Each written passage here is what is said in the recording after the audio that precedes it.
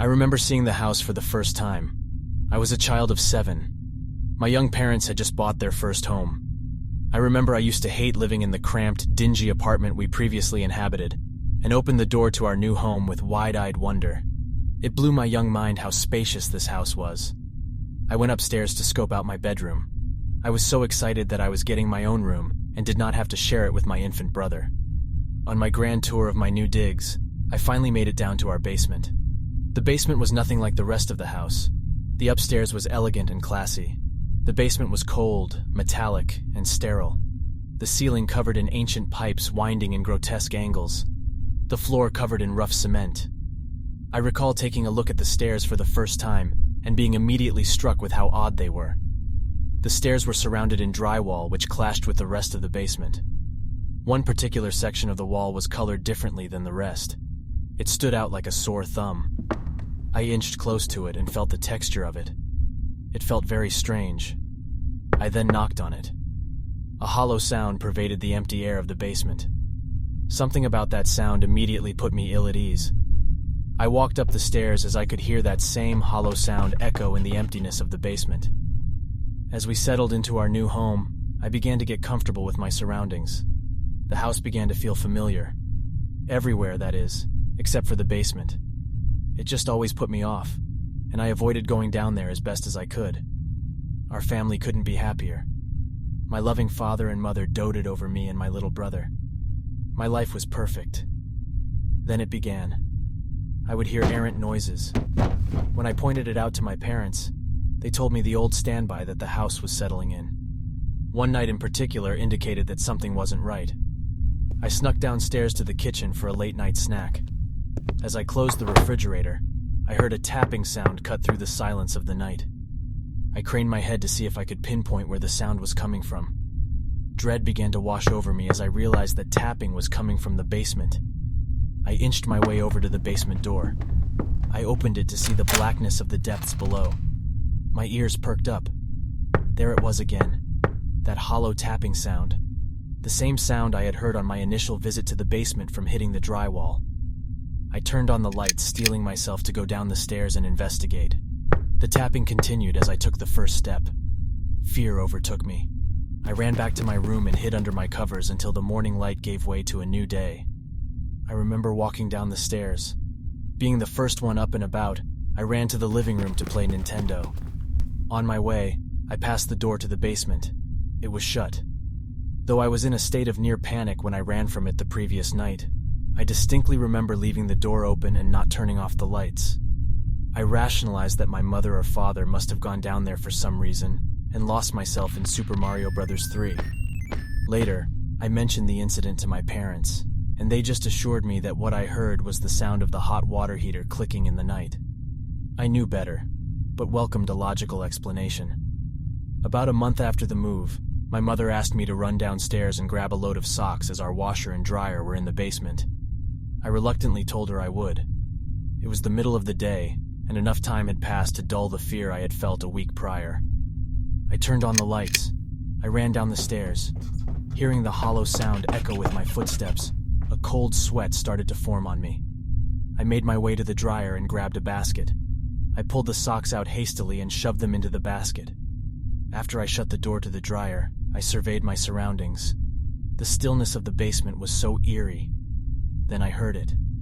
A faintly audible whisper. At first, I thought it was somebody calling from upstairs, and their voice scarcely making it down into the basement. However, this was not the case. That sound was coming from the basement, specifically from under the stairs. As I stood frozen with fear, it began to increase in volume, but still remained barely above the threshold of human perception. What was being said incomprehensible to my young ears. Then it stopped as quickly as it began. I moved toward the stairs, keeping my eye on the oddly colored portion of the drywall. As I took my first step to escape this ever-growing nightmare, the most profoundly terrifying moment of my life occurred. A loud, hollow bang shook the stairs, almost knocking me to the ground. I ran up the stairs as fast as my legs would carry me. Through tears and shaking uncontrollably, I told my parents what happened. They tried their best to calm me, but nothing they said could ease my mind. I told them in no uncertain terms that I would never go down to the basement again. They must have been convinced of how terrified I was, because they honored my request and never sent me down there again. After another 3 months in the house, things returned to normalcy for me, and honestly, there was about a 2-week period where I was happy again. The last time happiness would exist in my life, or my family's for that matter. One moment in particular comes to mind. I remember lifting up little Jonathan above my head lovingly as his pacifier fell out of his mouth and brushed against my nose, tickling me. I pulled him in for a big bear hug and remember how he smelled. That wonderful smell that babies emit, and, for the last time, feeling content. Any semblance of contentment came crashing down for me and my parents the night of July 2nd, 1991. That is the day Jonathan went missing. A ransom note was scrawled in barely legible English and left in his bed demanding $20,000 cash. It informed my parents that if they contacted the police, they would kill Jonathan. My mother and father took to their room and argued loudly and emotionally over whether or not to call the police as I listened with tears streaming down my eyes. My mother eventually wore down my father, and the police were called. Seeing as the location of the drop and time were indicated on the note, the police set up a wiretap just in case the kidnapper decided to call. I asked my parents and the police if they had thoroughly searched through the house in case he was still here. They assured me they had, and that Jonathan would be fine after the drop, but the seed of an idea was already growing in my mind that would blossom throughout the rest of my life. My parents followed the instructions to a T. They dropped off the money and then waited in the location that they were supposed to pick up Jonathan. He never came. Needless to say, this tore my family apart. As the weeks passed and there was no news about Jonathan, my young, vibrant parents became husks of their former selves, my mother especially. She blamed herself for getting the police involved and believed that to be the reason Jonathan was not returned. One night, as she was sobbing alone in shambles, clutching a bottle of wine, I finally decided to divulge to her my theory that had been brewing inside my skull. I told her that I thought it was whoever, or whatever for that matter, was under the stairs that had gotten Jonathan, and maybe he is still alive. She slapped me across my face so hard that I saw stars. She screamed at me, the guilt expressing itself as rage. She told me to stop the childish bullshit and just accept that Jonathan was taken out of the house by some sick fuck and is dead. My childhood died that day. I remember contemplating taking a hammer and exposing whatever was under the stairs myself, but the fear was just too overwhelming for me to actually do it, let alone step one stair down into that basement. My family moved shortly after this incident. I remember looking to the future with what might resemble optimism, only to have it come crashing down. My parents divorced.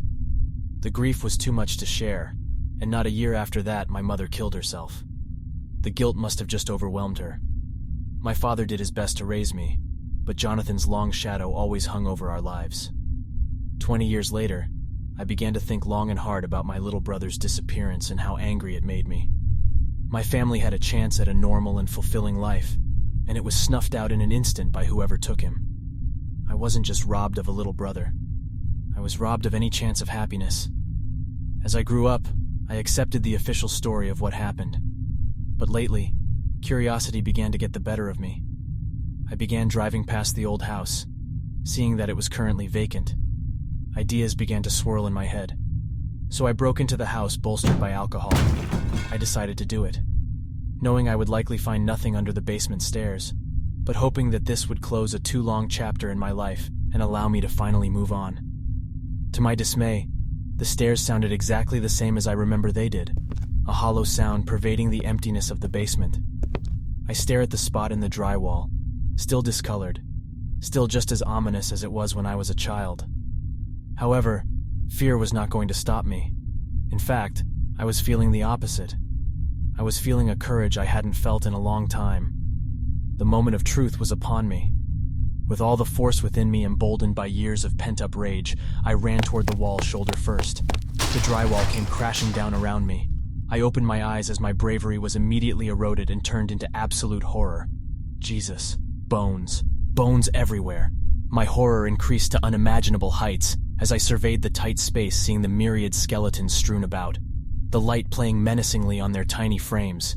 Tattered pieces of paper were strewn about with God only knows what written on them. There must have been the remains of 20, 30 children. My fright reaching a crescendo when I realized that with no exceptions they were all missing their skulls. One particularly tiny one begged for my attention. I became weak in the knees and fell backwards when I saw what were unmistakably bite marks up and down the tiny forearm. As I hit the ground, I expected to hear a dull thud as I landed on the concrete.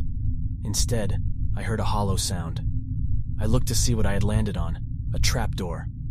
Finding new courage, summoning strength I didn't know I had, I opened it. Below me lay a dark tunnel, a crawl space that could barely fit a person lying on their stomach. The dank smell wafting upward made me reluctant, but I knew what I had to do. Before I was conscious of what my muscles were doing, I found myself crawling through the darkness toward whatever lay on the other side. As I reached the end of the tunnel, I looked up to see a sliver of light cutting through the darkness. With trepidation, I pushed upwards. Cautiously, I poked my head up. To my surprise, the tunnel had led to the other side of the stairs. I crawled out to find myself in the corner of the basement facing the stairs behind a dryer covered in years of dust. The implications of all of this sent my mind reeling. But before I could form a coherent thought, the lights turned off in the basement. My heart caught in my throat as I began to hear someone descending the stairs, slow but sure steps announcing I was no longer alone.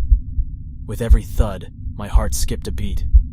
I began to hear that incomprehensible whispering absolutely indelible in my mind, the familiarity reigniting the fear and woe of my lost childhood.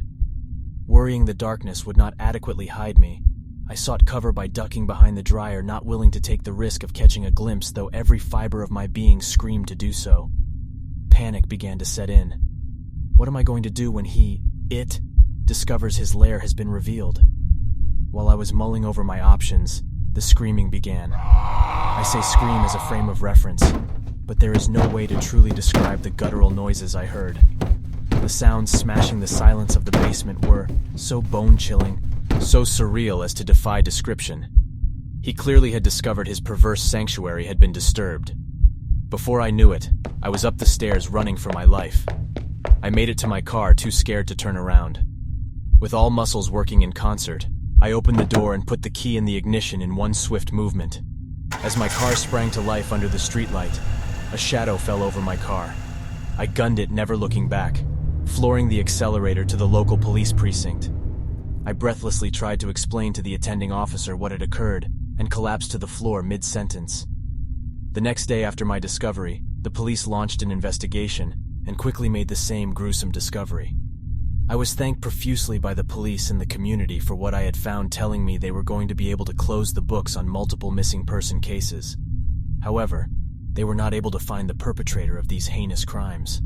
They began to test the DNA of the bodies. A profound sense of relief overcame me when I received the call informing me that one of the tiny skeletons belonged to Jonathan. I shared the news with my father. The look on his face, relief all-encompassing as the burden he had carried for so many years was lifted. We hugged as tears filled both of our eyes. However, the relief has been short-lived. The thing that keeps me up at night is that whoever or whatever did this is still out there. The question that plagues my mind is whether or not this monster is literal or figurative.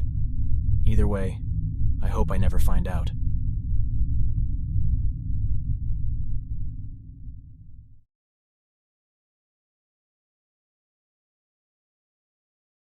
It started when my son first began sleepwalking. One night, my wife and I awoke to the sound of our son shrieking from the basement. We flew out of bed as our son's room is located upstairs. We met him a little ways from the top of our stairwell, and he jumped into my wife's arms, crying about a man following him up the stairs. I took a peek around the corner. Nothing. I wrote it off as a nightmare. It took a while to convince our son that he had just had a bad dream, and to convince him that he was just sleepwalking, and that nobody had stolen him from his bed. He slept with us that night, and seemed fine in the morning. The next day went on as usual until it was my son's bedtime. He began to cry and insisted on sleeping with my wife and me. I grudgingly relented, and we slept without incident. The next night he was willing to sleep in his own bed, and I went to bed happily with my wife. However, we once again awoke to the sound of him screaming in the basement. I got out of bed, more leisurely this time, and walked to meet him. He once again told me of the man following him up the stairs. I held him and asked him to explain carefully to me what had happened. He told me a tale of waking up in the middle of the basement and seeing a terribly scary man run towards him from the far end of the basement. That would be when he began to shriek and run away, to where I had just met him. I acted as though I believed every word of it, and told him that I would go take care of the man. I left my son with my wife, and leisurely walked down the stairs. I walked around the whole basement, and then ensued making false noises as if fighting with someone. As I approached the stairwell, I glanced back to the far bedroom in the basement, and just for a second, I thought I saw a horribly disfigured face watching me from behind the door. I blinked, and it was gone. I chuckled at the fact that my son's nightmares were getting to me. I headed back to my son and assured him that the man would no longer be a problem. However, he still slept with us the rest of the night. The next night, he was perfectly happy to sleep in his own bed. But once again I awoke to the sound of him screaming. I decided to run and meet him while he was still on the stairs, as what I had thought I saw the day before was still on my mind. I got to the top of the stairs half a second before my son. I nearly jumped back.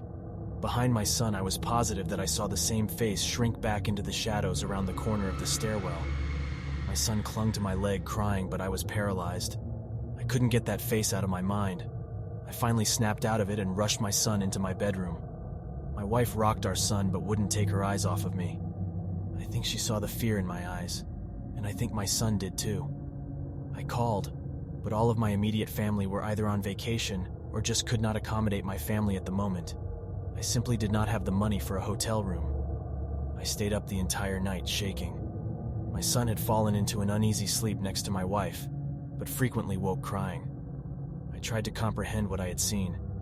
It couldn't be real. It just couldn't. And his face. I could taste the bile in my mouth. It was hideous. I felt as though it would flash into the bedroom at any moment. It made me wonder if my son had ever actually sleepwalked, or if that thing. I couldn't bring myself to think of the possibilities. I contemplated calling the police, but I knew that they wouldn't find anything. I would be a laughingstock for calling the cops to investigate my son's nightmares. So I simply stayed up and waited until morning. The next day was a Saturday. I was weary from lack of sleep, and my son wouldn't go a single foot out of sight of either me or my wife. I didn't even have a chance to explain to my wife what had happened. My son was always nearby, and if he saw his dad afraid, he would be a wreck. The day wore on, and I refused to go near the basement. I couldn't think of anything to do. If I called anyone, I would be laughed at, but I couldn't imagine staying there another night. But eventually night had fallen, and I had no other choice. My wife and I tucked my son tightly between us, and I prepared for another sleepless night. After a few hours, though, my tired body won out, and I drifted off into sleep. I awoke in a cold sweat to the creak of floorboards. I sat up and reached down for my son, but he wasn't there. He wasn't there. My eyes adjusted to the dark and I jumped out of bed. I ran to the stairwell. At the bottom, a horribly disfigured creature turned to look up at me. In his reverse-jointed arms, I saw my son. I looked up at his sewn closed eyes. His crooked mouth wore a happy grin to which he raised a single finger.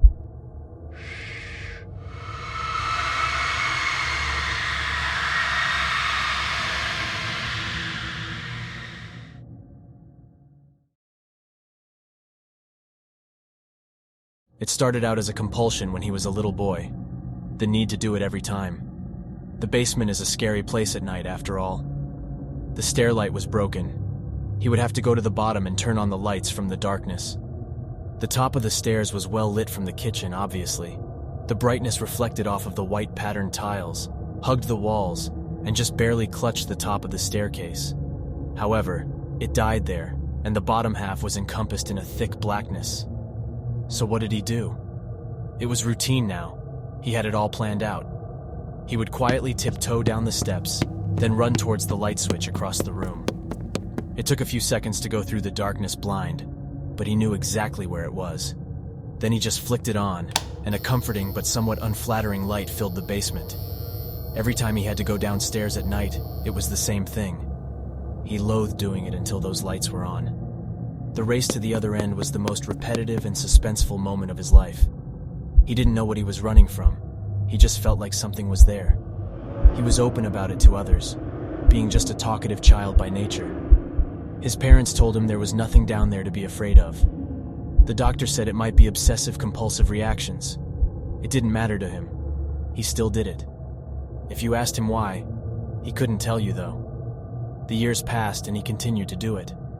However, as he got older, he could swear he heard something follow from behind him. Something trying to cut him off halfway through the dark path so familiar. Maybe it was his imagination, but he wasn't one to imagine things. This made him go faster and hit the lights. Suddenly he was safe again. Nothing in sight.